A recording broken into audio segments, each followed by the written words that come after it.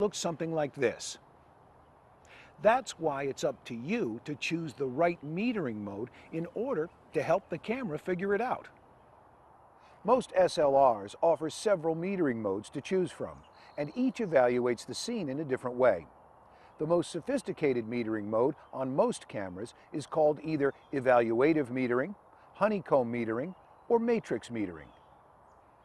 This mode divides the entire frame into a series of zones, and while the exposure is based on all the zones combined, the area of the frame where the camera is focused is given highest priority. And that makes a lot of sense to me. If I focus the camera on a particular part of the frame, then it's a pretty safe bet for the camera to assume that's also the part of the frame that ought to be properly exposed. So the camera will base its exposure decision on the face.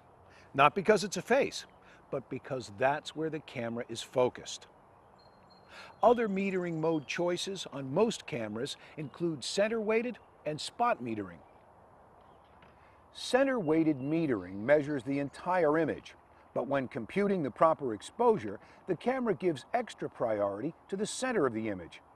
This mode can be a good choice anytime the main subject occupies most of the center part of the frame.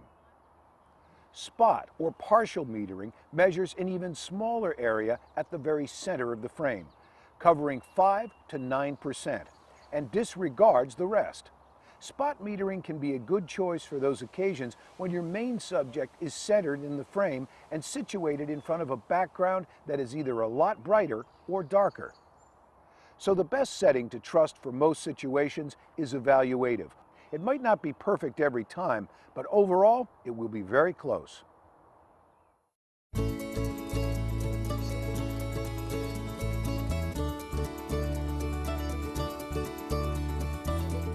Perfect focus is a critical part of taking great photographs. If your subject isn't in focus, you might as well throw the picture away. With point-and-shoot cameras, you never have to think about focus. But with an SLR, you have total control for truly professional results. But it takes some effort and some practice. Your camera will start focusing as soon as the shutter button is pressed halfway. That's why you need to get in the habit of pressing the shutter button halfway down, pausing for a beat or two while the camera focuses and calculates the exposure, and then press the shutter button the rest of the way to take the picture. On most digital SLRs, you'll have a choice of at least 2 different autofocus modes, plus a manual focus mode. But I don't recommend using manual focus, except in very unusual circumstances. I don't think today's cameras and lenses were really designed to be used in manual focus mode. And even if you had experience using manual focus on SLRs in the past, you'll find that manually focusing a modern digital SLR is very challenging. And why bother anyway? The autofocus systems of most cameras are so fast and so accurate when used properly that you couldn't begin to compete with them manually. However, autofocus isn't completely automatic. You just can't point the camera and start shooting. You have to put some effort into it if you want to take great photos. First of all, you've got to pick the best focus mode for the subject you're shooting. And as I said, every camera has at least 2 autofocus modes. Depending on your brand of camera, the first one might be called single servo, AFS, or one-shot. In this mode, the camera focuses when the shutter release button is pressed halfway, and then locks the focus. As long as the shutter button is held down, it remains locked until the picture is taken or the button is released. This mode is best suited for landscapes, posed portraits, or any subjects that don't move, because once the camera stops focusing, it won't refocus if the subject moves. That's why the second autofocus mode is the one I use 99% of the time. Depending on your brand of camera, it might be called continuous servo, AFC, or AI servo. This mode is good for just about all kinds of photography, but is mandatory for sports, action, candids, or any time the subject might move. When the shutter release button is pressed halfway, the camera sets the focus, but continues to monitor the scene so that if either the camera or the subject moves, the lens will refocus continuously to adapt to the changing situation, right up until the very instant you take the picture. But the next question is, how does the camera know which part of the frame to focus on? For example, in this picture, do we want the camera to focus here, here, or just let it decide automatically which is best? If you let the camera decide on its own, it will probably guess wrong as often as it guesses right. The camera can't read your mind to figure out what you want to be in focus. So after you've selected an autofocus mode, you also have to tell the camera which area of the frame you want the camera to focus on. That's called the autofocus point, or zone, or area, depending on your brand of camera. From here on out, we'll just call it the autofocus zone. Some cameras have up to 45 zones to choose from. But here in this viewfinder, we see the more typical arrangement of 5 zones. On most cameras, if an autofocus zone flashes red, then it's being actively used by the camera to set focus. Or in other words, whatever part of the scene that is behind that focus zone is what the camera is going to focus on. The active zone, or zones, can be selected automatically by the camera or manually by you. However, we don't need to spend any time looking at the automatic modes, because for best results, you should always choose the active zone manually. If you don't choose the focus zone yourself, how do you expect the camera to know which part of the frame you want to be in focus? When you choose a single autofocus zone, you are telling the camera exactly what to focus on by placing the zone over the part of the picture you want to be in focus. It's like the sights on a gun. You put the crosshairs over the top of what you want to be in focus, and that's where the camera will focus. On most cameras, you can choose the active focus zone quite easily with a joystick-style control on the rear of the camera.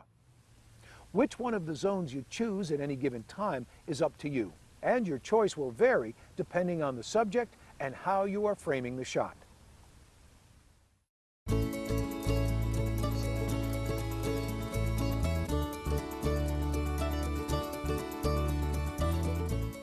One of the most important things to do before you start shooting is to verify that the picture quality settings are the way you want them. If you shoot with quality settings that are too low, there may not be anything you can do to fix the problem later. Now, every SLR offers several different choices for image size, image quality, and even the format of the digital file it records. Now, we could spend a lot of time going through them one by one and talking about the pros and cons of each. But why don't we just skip all that and get right down to the settings I actually suggest that you use. There are 2 types of files that can be recorded with digital cameras, JPEG and RAW. Both give excellent picture quality. JPEGs use less memory, are more universal, easy to use, and the files are immediately ready for printing or emailing. RAW files require processing in the computer using software from the camera manufacturer or an image processing program. Ultimately, RAW files offer the ability to adjust certain shooting parameters. If you enjoy working on images in the computer, you might want to try shooting RAW down the road. For now, we're going to start with JPEGs, because I think that in general, they're the best choice for most people. So once you've chosen JPEG as the format to use, you've still got 2 other decisions to make before you can start shooting. Number 1 is the setting for image quality. How good do you want your pictures to be? Usually these choices are referred to as fine, normal, and basic. But they might be called something different on your camera. The difference among them is the amount of compression that will be applied. The higher the compression, the more pictures you can fit onto a memory card. But the trade-off is a noticeable drop in picture quality.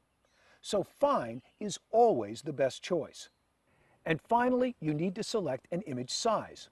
Most cameras have 3 choices: large, medium, and small.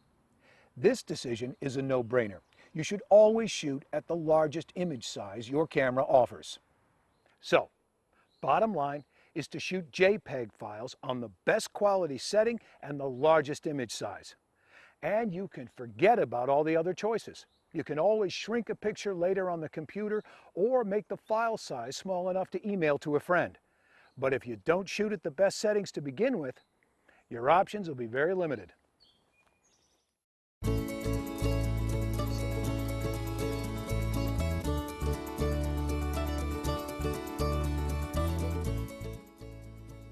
An incorrect white balance setting can cause unwanted colors in your pictures. Photos can look too orange or too blue, even if the subject looked okay to your naked eye. Because our eyes adjust automatically to color, just as they do for lightness and darkness. It would be great if cameras could adapt as easily as our eyes do, but they need a little help to get it right. Now, all digital SLRs have what we call an auto white balance setting that will work okay for casual shooting, but you'll find that manually setting the white balance to a specific type of lighting produces far more accurate results. And setting a better white balance is easy. Just take a look at the light around you and match your white balance setting to that light. Is it overcast? Well, use the cloudy setting. Shooting indoors with incandescent lighting? Use the indoor setting. Shooting outside at noon? Use the sunny setting. It takes just a second to change the white balance mode, but it can really make a difference in how your pictures turn out. And later on, after you have more experience shooting and you're ready to get really accurate, you can choose what's called a custom or preset white balance on your camera. This allows you to point the camera at something white, snap the shutter, and match the white balance exactly to the lighting on your subject.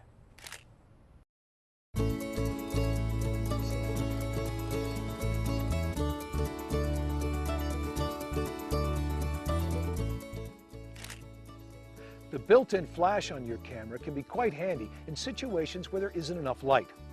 It's not going to provide the same results as an external accessory flash or professional studio lights, but that's okay. The most common use of the built-in flash is usually just for shooting snapshots of friends and family, and there's nothing wrong with that. That's what it was designed for. There are so many scenarios of when to use your flash and how it works that we could never begin to cover them all on this DVD. So let's just focus on a few tips that will help you get better results in a variety of situations. First of all, you need to be aware that with some of the exposure modes on most cameras, the flash will pop up automatically whenever the camera thinks that it's needed. But in other modes, the camera will never pop up the flash no matter how dark it is. And in some modes, such as shutter priority or aperture priority, it's up to you to decide when to use the flash. One risk of flash photography is the dreaded red-eye effect. But most cameras have a red-eye reduction mode where a light flashes a second before the picture is taken in order to cause the subject's pupils to contract. I recommend using the red-eye setting on your camera whenever you're shooting people. You also need to stand close enough to your subject so that the flash is within its effective range. That's usually from about 4 to 10 feet. If you're too close, the picture might be overexposed, and if you're too far away, just the opposite will happen. If you're shooting a group of people, try to make sure they are all about the same distance away from the camera. Otherwise, some people might be too bright and others too dark. Another technique that many people don't think about is called fill flash. Fill flash can be used to fill in shadows that would normally appear too dark. It's ideal for backlit situations where there's a lot of light in the background but not enough light on the front of the subject. So try turning on your flash even on a sunny day.